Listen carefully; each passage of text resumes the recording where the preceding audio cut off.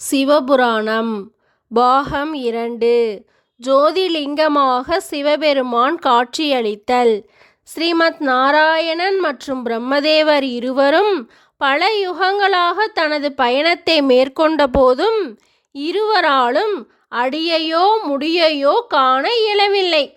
ஸ்ரீமத் நாராயணன் இந்த லிங்க வடிவம் முடிவற்றது என்பதை உணர்ந்து தனது பழைய இடத்தை நோக்கி பயணத்தை தொடங்கினார். ஆனால் பிரம்மதேவர் லிங்க வடிவத்தின் உச்சியை காணும் முயற்சியை கைவிடாமல் பயணத்தை தொடர்ந்தார்.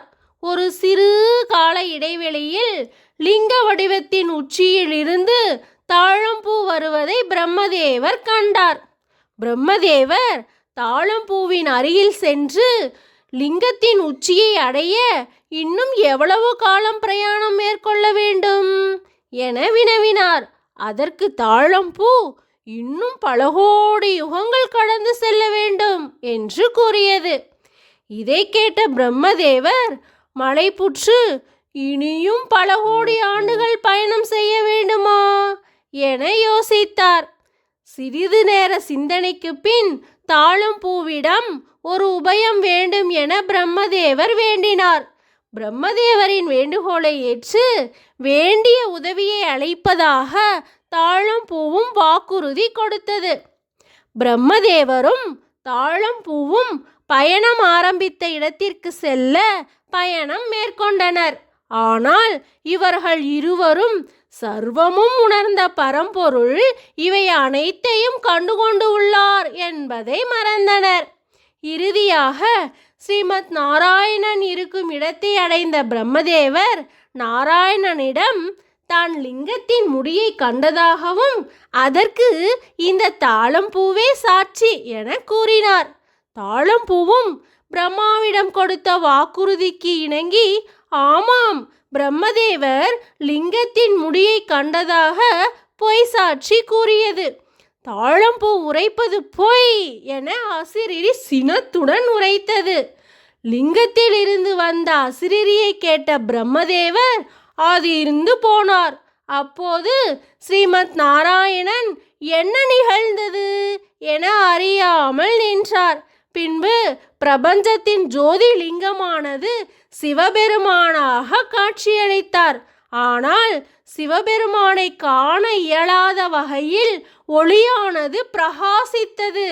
மீண்டும் இருவரும் சிவபெருமானை வணங்க ஒளியின் பிரகாசம் குறைந்து அவர்களுக்கு பரிபூரணமாக சிவபெருமான் காட்சியளித்தார். காட்சியளித்த சிவபெருமான் பிரம்மாவை நோக்கி நீர் செய்தது தவறு என உரைத்தார். செய்த தவறுக்காக நீர் படைக்கும் சிருஷ்டியில் உனக்கு கோவில் இல்லாமல் போகவும் பொய் சாட்சி சொன்ன தாழம்பூ பூஜைக்கு பயன்படாமல் போகட்டும் என சபித்து விட்டார். தான் செய்த தவறை உணர்ந்த பிரம்மதேவர் சிவனிடம் மன்னிக்கும்படி வேண்டி அருளினார். சினம் கொண்ட சிவபெருமான் செய்த தவறை உணர்ந்த பிரம்மதேவரை மன்னித்து அருளினார். பின் இருவரும் சிவனை வணங்கி நின்றனர். அப்போது சிவபெருமான் திருமாலை காக்கும் தெய்வமாகவும் பிரம்மாவை படைக்கும் தெய்வமாகவும் இருக்க அருள் புரிந்தார். மேலும் திருமால் சிவபெருமானிடம் பிரபஞ்ச உபதேசம் செய்தருள வேண்டும் என வணங்கி நின்றார். சிவபெருமானும் அவரின் வேண்டுதலை ஏற்று உபதேசம் செய்தார். சிவபெருமான் அருளிய உபதேசங்களிலிருந்து திருமால் மந்திரத்தையும் அதை கடைபிடிக்கும் முறைகள் யாவையும் உணர்ந்தார். பின் திருமால் தான் கற்ற உபதேசத்தை பிரம்மதேவருக்கு சிவன் அருளிய முறையில் உபதேசம் செய்தார். திருமால் உபதேசிக்கும் பொழுது சிவபெருமான் அங்கு காட்சியளித்தார். பிரம்மதேவர் சிவபெருமானிடம் சிருஷ்டியில் வாழும் உயிர்கள் அறவழியில் நடந்து மோட்சம் அடையும் வழியையும் போதிக்குமாறு வேண்டி அருளினார். சிவபெருமானும் அவரின் வேண்டுகோளை ஏற்று அருள் பாவித்தார். அடியும் முடியும் இன்றி முடிவற்றதாக உள்ள லிங்க வடிவத்தை வழிபட்டால் வாழும் வாழ்க்கையில் எது உண்மையான அன்பு மற்றும் எதில் எல்லா வகையான நிம்மதிகள் உள்ளன என்பதை அறிந்து பிறவிகளின் உன்னத நிலையான பிறவா நிலையை அடைவார்கள் என்று ஞான வழியை போதித்தார். படைப்பு கடவுளான பிரம்மா உயிர்களை படைக்கத் தொடங்கினார். அந்த உயிர்கள் உயிர் வாழ தேவையான உயிர் வாயுவை அளிக்குமாறு திருமாலிடம் பிரம்மா வேண்டினார். பிரம்மாவின் வேண்டுகோளுக்கு இணங்கி அவர் உயிர் வாயுவை அளித்தார்.